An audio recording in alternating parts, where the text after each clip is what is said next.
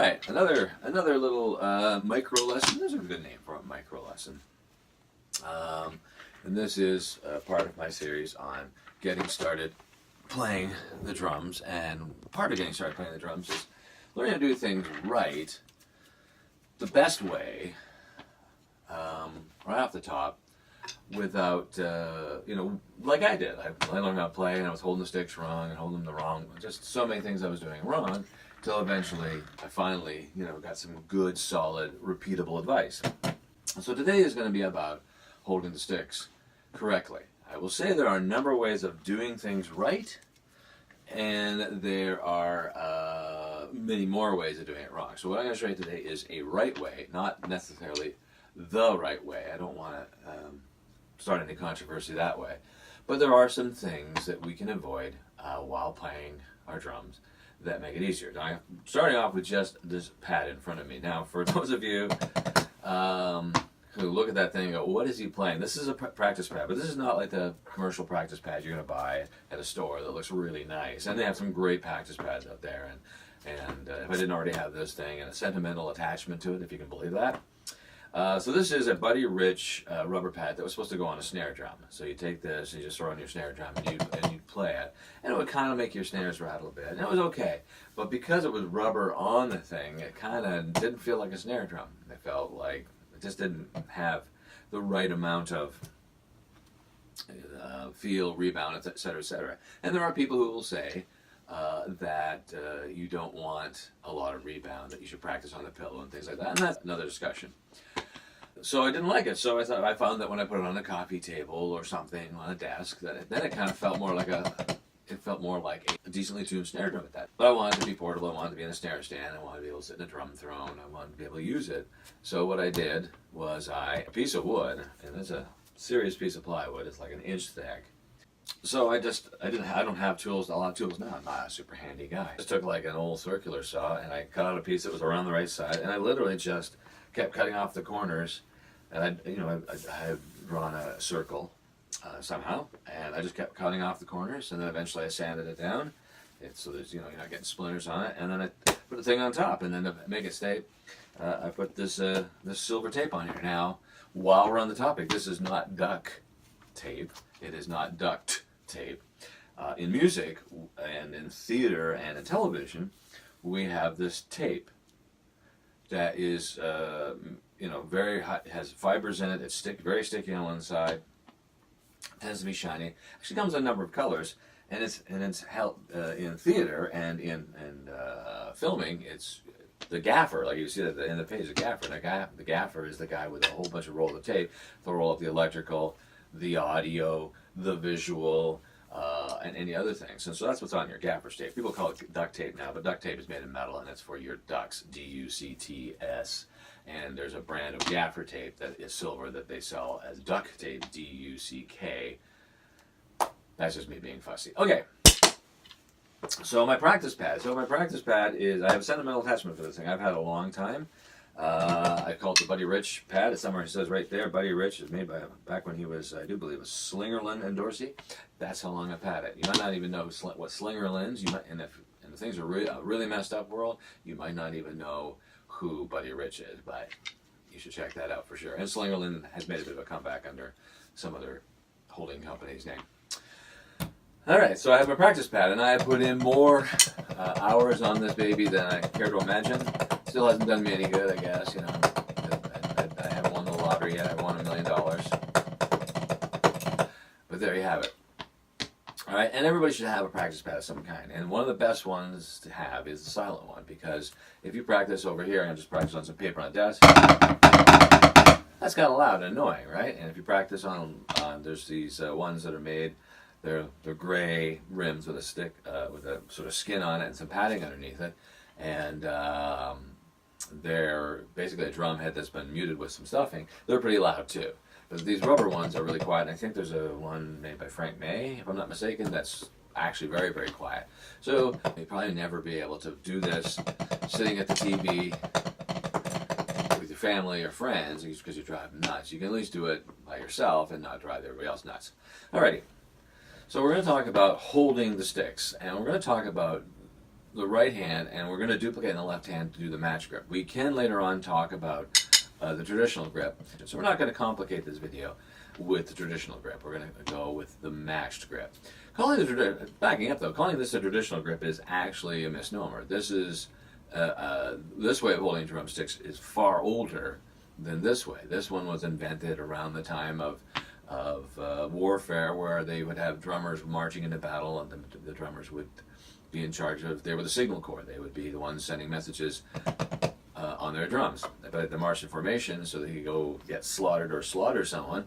And in order to march in formation and have a drum on the side, they couldn't have their arm out here like that. So this was invented so you could tuck your arm in and you could play the drum on the side and still march in formation. So prior to that, you know, anything was played, and any instrument you think of, if you watch any Asian drumming, any Indian drumming, anything involving sticks, timpani, xylophone, anything ancient or new, they use some variation on the matched grip, which is, again, an older grip than the traditional grip. So it defeats one of those things. Alrighty, so the best way, and I hope one of these cameras is going to catch it, to get a good grip on your drumstick is to relax your hand. This is a hard thing for people to do, but if you can just relax your hand, that looks like this, right? Just the way your hand wants to be when there's no muscle being used. Show that to you this way, and then we put the drumstick in there. And that's all there is to it.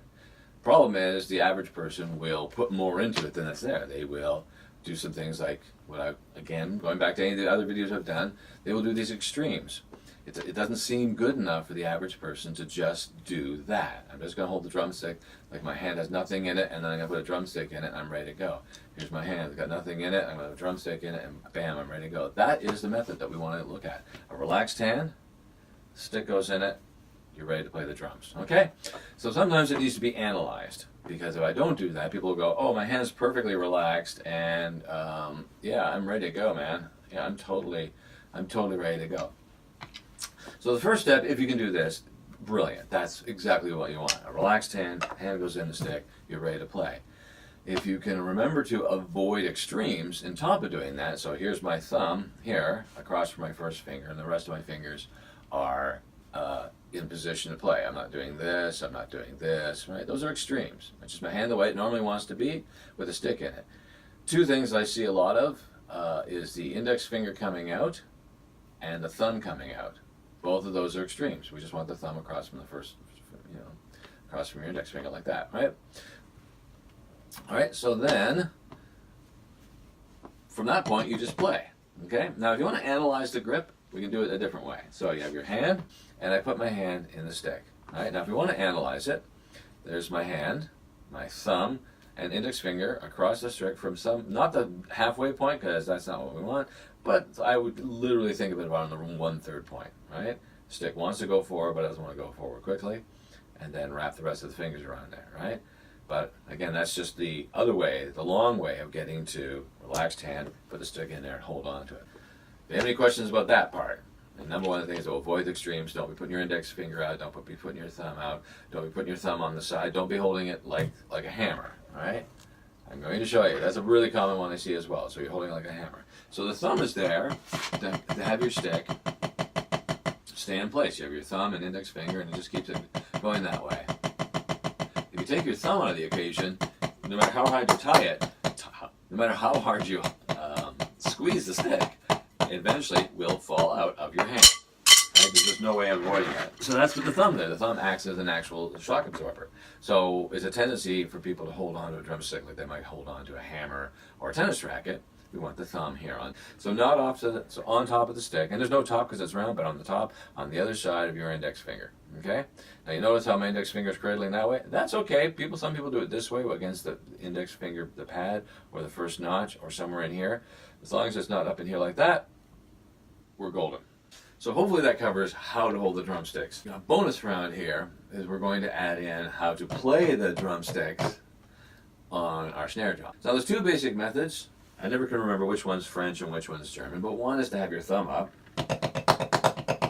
Your thumb is up, right? On top of the stick like this, right? Facing the sky.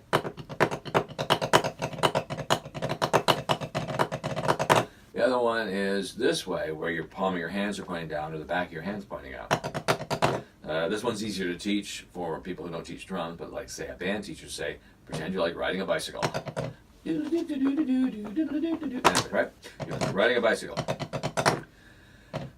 And that's great on the drums. I prefer this way because this way has you kind of tucking in here, and also your hands are kind of a little, end up being lower. Being out here like that allows you to have your hands a little higher, so you're coming from above. But the bottom line is that if I'm playing the snare drum, that's fantastic. If I'm playing this tom, I have to extend my arms again. I'm going to have to bring it in a little bit. If I'm going to be over here playing this cymbal, well, my thumbs should be pointing straight up. If I go to play this hi-hat over here, my hand, is probably going to be dead flat.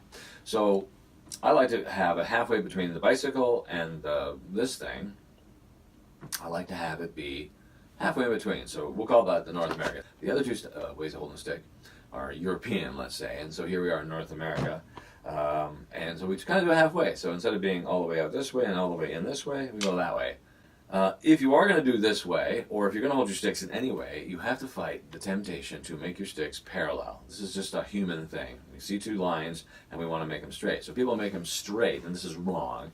And by straight, they have to be straight sticks, but by straight I mean parallel. I can't think of any situation other than putting the sticks down where your sticks would be parallel. Okay? So there's two ways to accidentally and achieve this undesirable thing. One is, say you're doing the thumb up method, which still, if doing it properly, would be coming off your arms this way, thumb up, wrist straight. But people will twist their wrists in like that, and they'll be kind of playing out of their stomach. Right? And so they're making the stick straight by bending their wrist in a funny way. Right? That's not much help. Another extreme is making the straight is to do, okay, I do this thing that that guy on the internet showed me, but then they do this with their fingers. So they've got their hands like that, but they're doing that where they're not even holding on to the stick. They've pushed everything in on the inside like that, and they're just basically holding onto the stick with the thumb and index finger, right? I know that one for sure because I used to do that one. I got fixed about that. You'd wonder why you had to hold on so tight to get them, and why they were flying out of your hands, and why it was so much work. So those are two very common things that show up that we don't want, right? The sticks should never be straight. If I do it this way with my thumb up, right? That's a little straighter to make this work. With my thumb up, the sticks are going to be in, like, that's a 90-degree angle, so it's less than a 90-degree angle. If I do the riding a bicycle way, it's going to be more than a 90-degree angle, and if I do the sort of, then it should be, again, around a 90-degree angle, right? Anyway, so those are your basics there. A relaxed hand, put the stick in it, thumb and index finger across from each other. Other sticks along for the ride. Don't grip it too hard. Don't grip it too loose, right? Same, match grip means do the exact same thing with our hand. Avoid the extremes of your thumb sticking out, your index finger on top, your thumb not actually on the stick. Avoid making, don't do making the stick straight either by changing your grip or by changing your wrists, right? Hope that covers it all for you. This is getting fun for me, actually, because these are my favorite topics, and I get to tell it to individual people every week in drum lessons at my music school, and it's just nice to share it with the great wide world out there. If you have any questions about this lesson or any other topics that you think I should touch on, that would be fantastic. If you are in Winnipeg, you can go to riverrisemusicschool.com or winnipegdrumlessons.com, and you can get lessons just like that with a friendly individual like me. All right.